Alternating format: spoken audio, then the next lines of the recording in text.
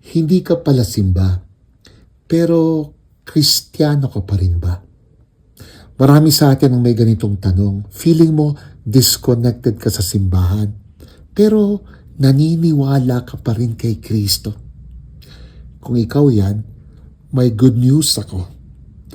Ngayong Ascension Sunday, tandaan, sa pag-akyat ni Jesus sa langit, hindi niya tayo nilayuan.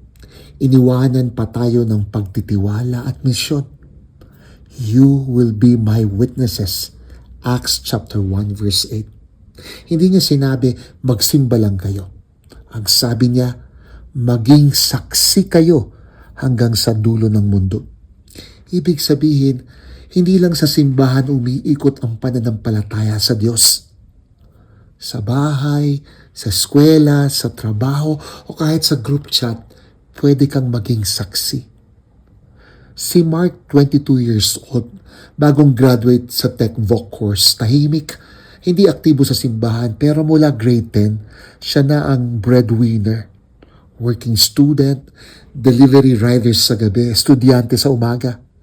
Pagka-graduate, imbis na mag-celebrate, ang una niyang ginawa, binayaran ang renta ng kanilang bahay. Tapos bumili siya ng second-hand na laptop.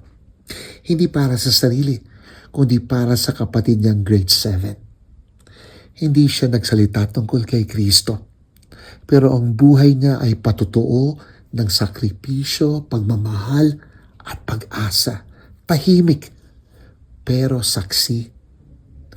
Kapag nagbibigay ka ng sarili para sa iba, kapag pinipili mong panindigan ng tama, kapag nagdadala ka ng pag-asa, saksi ka na ni Kristo. Sabi ni Jesus sa kanyang mga alagad, kayo ang mga saksi sa mga bagay na ito. Luke chapter 24 verse 48. Congrats pala sa mga graduates ng school year na ito, lalo na sa mga ALS learners. Sabi nga ni Sidney Harris, the purpose of education is to turn mirrors into windows. Tanong, sa paanong paraan ka nagiging witness ni Kristo sa mundong ito? Tulungan nyo kami ibahagi ang Conversations with Father Jerome SVD sa inyong pamilya at mga kaibigan. Lakasan mo yung loob. Pinagdarasal kita.